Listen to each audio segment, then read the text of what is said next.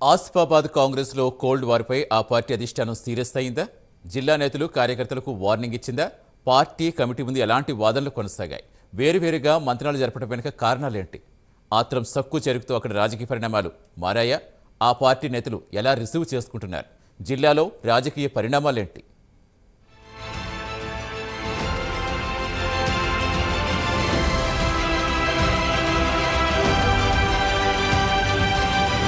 ఆసిఫాబాద్ కాంగ్రెస్ లో cold war పై ఆ party అధిష్టానం ఫోకస్ చేసింది. ఘటనపై ఆరా తీసేందుకు టీపీసీసీ చీఫ్ మహేష్ కుమార్ గౌడ్, ఇంద్రకరణ్ రెడ్డి, శ్రావణ్ కుమార్ ఆధ్వర్యంలో కమిటీ వేశారు. హైదరాబాద్ లో ఆసిఫాబాద్ జిల్లా నేతలతో కమిటీ సభ్యులు భేటీ అయ్యారు. పార్టీ నేతలు కొక్కిరాల విశ్వప్రసాద్, అజ్మీరా శ్యామ్ నాయక్ వర్గాలకు చెందిన నేతలతో వేర్వేరుగా మంతనాలు జరిపారు.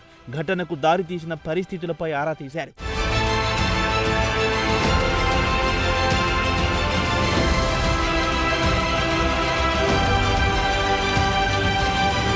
ఇటీవల ఎన్నికల్లో ఆసిఫాబాద్ నుంచి పోటీ చేసిన అజ్మీరా శ్యామ్ నాయక్ ఓటమి పాలయ్యారు. అప్పటి నుంచి విశ్వప్రసాద్, శ్యామ్, వారి అనుచరుల మధ్య దూరం పెరిగింది. బహిరంగంగానే ఇరు వర్గాల నేతలు ఒకరిపై ఒకరు విమర్శలు చేసుకున్నారు. ఈ క్రమంలోనే నవంబర్ 2న కుల గణనపై అభిప్రాయ సేకరణ కార్యక్రమం నిర్వహించారు. తమకు సమాచారం ఇవ్వకుండానే ప్రోగ్రాం నిర్వహిస్తున్నారని శ్యామ్ వర్గీయులు సభ ద్వారానే తెలిపారు.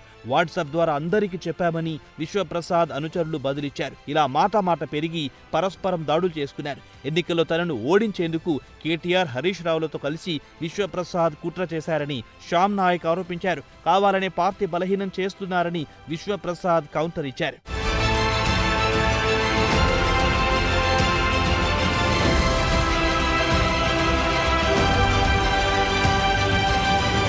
పార్టీ నేతల గొడవలపై టీపీసీసీ సీరియస్ అయ్యింది. ఇందులో భాగంగానే కమిటీ వేసింది. పార్టీ నిర్వహించే కార్యక్రమాల గురించి అందరికీ సమాచారం ఇవ్వాలని, అందరినీ కలుపుకొని ముందుకు సాగాలని కమిటీ ఆదేశించినట్లు తెలుస్తోంది. బహిరంగంగా గొడవ పడడం, పరస్పర విమర్శలు చేసుకోవడం మానుకోవాలని హెచ్చరించినట్టు వార్తలొస్తున్నాయి. రానున్న లోకల్ ఎన్నికల్లో పార్టీ విజయమే లక్ష్యంగా ముందుకెళ్లాలని కాంగ్రెస్ కమిటీ సభ్యులు స్పష్టం చేశారు.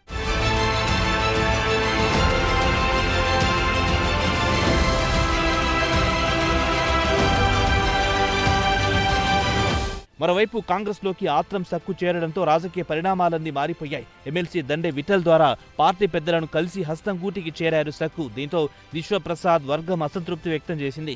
ఆ తర్వాత రంగంలో దిగిన విఠల్ మనస్పర్ధలను తొలగించారు. ఇలా ఆసిఫాబాద్ జిల్లాలో పార్టీ బలోపేతం, నేతల కోల్డ్ వార్పై ఫోకస్ చేసింది టీపీసీసీ.